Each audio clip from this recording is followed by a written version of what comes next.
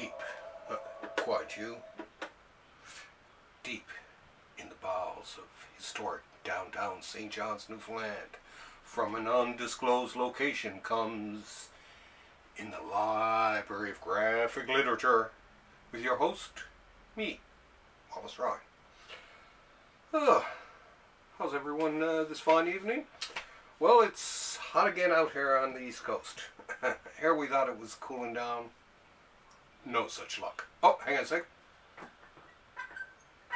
Little spin of the comic rack out there for all you great people out there. Now, let's set to work and have a look at some of the great comics. Oh, alright, some of the great books we have out this week. Let's start with this one. Okay, first, but definitely not least, from Titan Books comes Bill Morrison, The Beatles-Yellow Submarine. So this is sort of redrawn for the modern age here. Let's have a look. Now I noticed too, for a it's unusual for a Titan book. This actually has a sewn binding, so that's pretty good. And yes, my hair is damp from a combination of sweat and a little bit of water got on it when I was having a shave there earlier, because I have to look good for my public out there, because I love you guys. Anyways, let's have a look at this. Now, of course, this is totally new to me. Well, it doesn't look too bad, actually. Well, I guess it is the, I guess it's Yellow Submarine, alright, isn't it? Interesting, interesting. Oh, yeah. So from, anyway, Bill Morrison, one of the lights of Bongo Comics, which I hear apparently is, at least the Simpsons are coming to an end, the comic. So yeah, very colorful for any of you 60s fans out there, or even just for you Beatles fans. It looks kind of cool, and I'd pick it up if I were you folks, just to check it out. I know I'm going to give a read of it, because I'm just kind of curious. That's just the kind of guy I am this week. Pretty cool. So, not bad there, Titan. Not bad at all. Whew. Not as hot as some weeks, though. Let's see what else is on our radar here this week. Is Volume 3, the final volume of the Star Wars newspaper strips. Some great by Al Williamson and Archie Goodwin. I do believe Alfredo Akela also does some of the art here too. If I am not incorrect, I'm pretty sure I thought he'd done something here. Anyway, well, anyway. No, looks to be Al Williamson. Well, what do you know? I guess it's true. You do learn something new every day. Anyway, this book, of course, is from those fine folks at the Library of American Comics. Hey, Curtis. Hey, Dean. All you great folks there. Beautifully done again. Let me thank you again. Let's have a good sip of tea here. God, I got a rustling in my ear. I think I had shaving cream left over. Anyway, classic newspaper comics by Al Williamson and Archie Goodwin. Archie, good guy, Goodwin. I actually met Archie Goodwin years ago. Goodwin, sorry. I was in New York and did an interview with the Marvel Comics, and the man they chose for me to meet to have a chat with was Archie himself. And I gotta say, he was one of the sweetest people you'd ever want to meet. Showed me all kinds of things. He really did take he spent at least half an hour talking with me, and I remember him showing me some proofs for a new book they were working on called Akira, and that was pretty cool. And just had a great time, had a great chat with him. Really, really sweet guy, and I know everyone out there in the comic book community misses him and misses him greatly, and with good reason. Nice guy. And Al Williamson, who doesn't love Al Williamson's artwork? I challenge you, I dare you out there not to like his artwork. And if you don't, then you're in trouble. At least with me.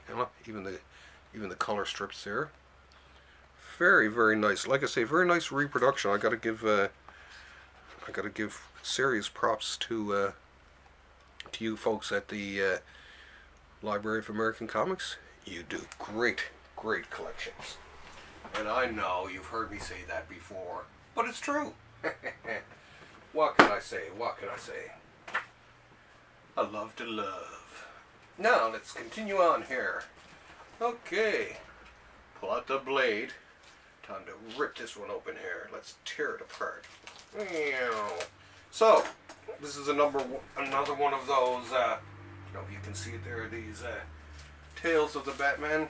I wish they wouldn't change the design halfway through some of these collections, because I mean, I got a great collection going along, and then I hit the new one, and it just bugs me, and I know it bugs even people out there who are even more obsessive compulsive than myself.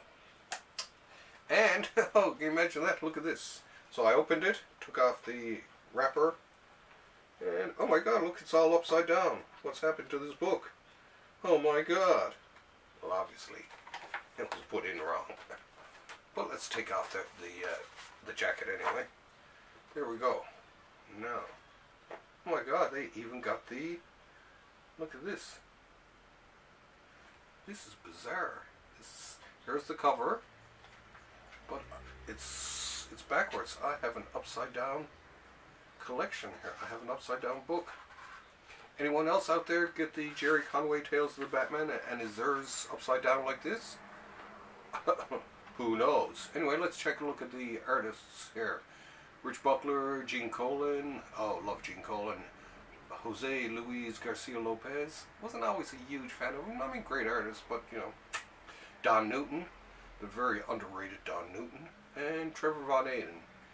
Was never a huge fan of Trevor Von Aden. I'd say out of all these, I guess the Don Newton and the Gene Colan are the ones for me. But hey, check it out, folks.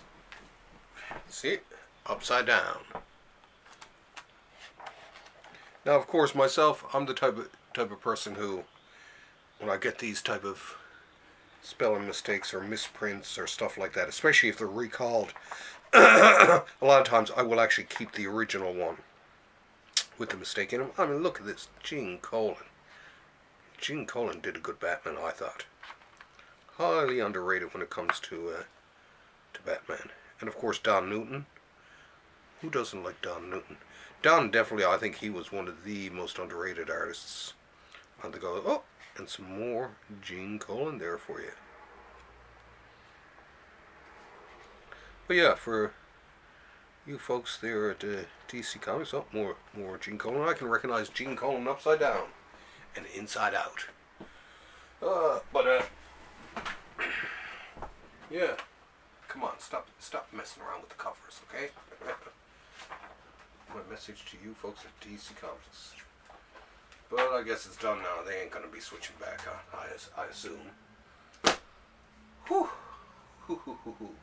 Now, da-da-da-da, Dracula. Bram Stokers Dracula.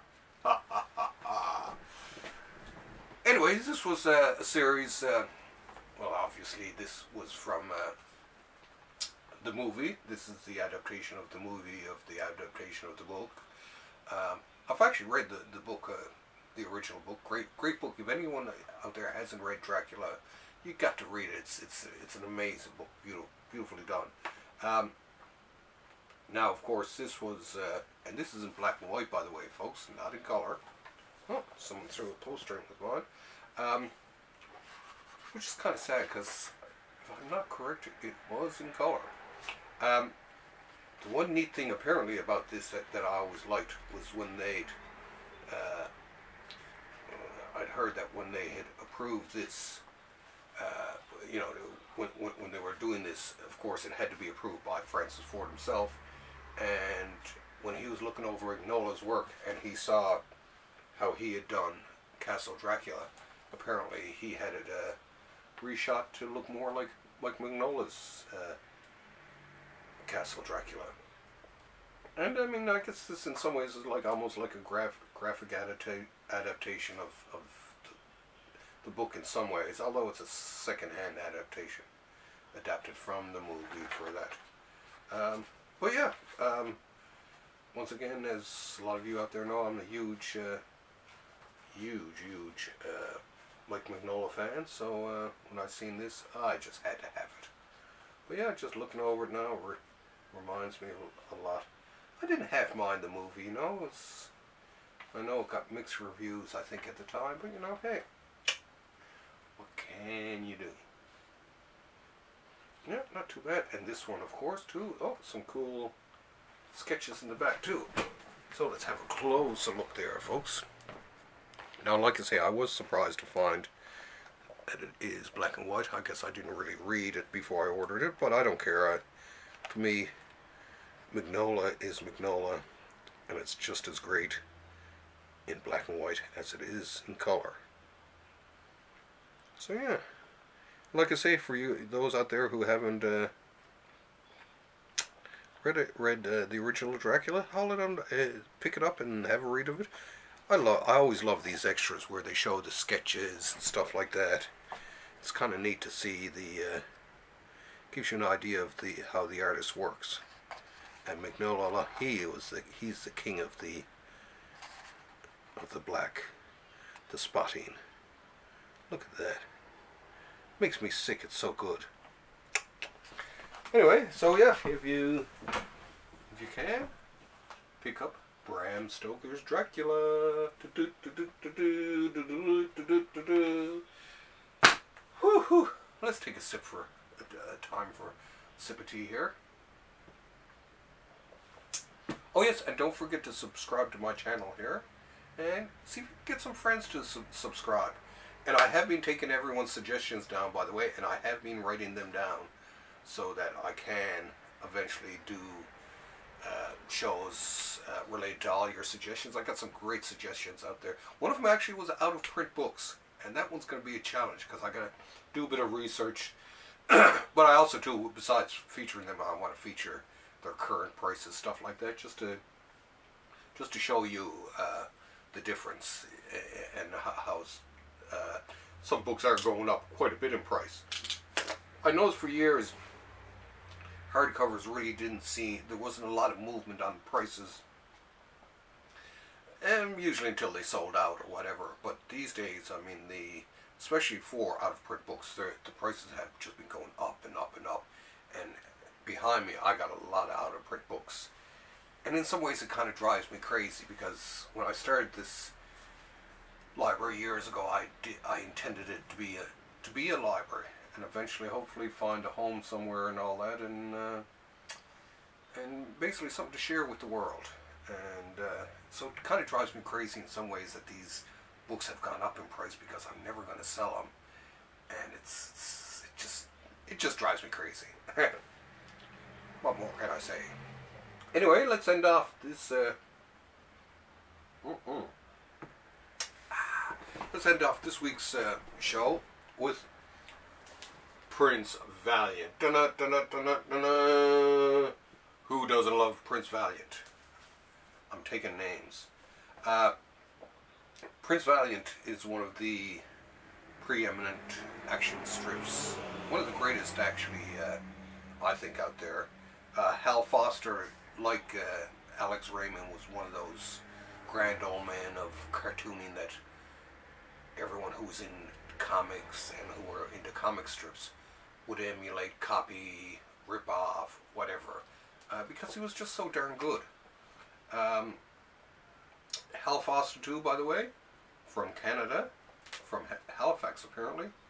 And Halifax, where's your statue to Hal Foster? I mean, this guy's a legend. This guy's a giant. This guy's massive. He's big, I tell you, big. Gabby Hayes big. And I really think you folks owe him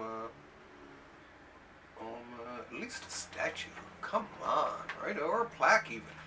But a statue preferably. And I say, I'll have to say that, you know, I didn't actually know that he was myself, so. But back to Prince Valiant. Prince Valiant, I've just started to read I mean, this is volume 17, and I've actually just started to read some of the earlier editions, and I loved it. The artwork is absolutely gorgeous and lovely. Lovely, tell your mother, as we would say out here on the East Coast. Lovely, tell your mother. Grand. It's a grand old thing. So yeah, it's absolutely amazing. For you people who've never had the experience of having a look at Prince Valiant, here it is. I mean, look at some of this artwork here. I mean, this guy could seriously draw. I mean, come on, man. This guy was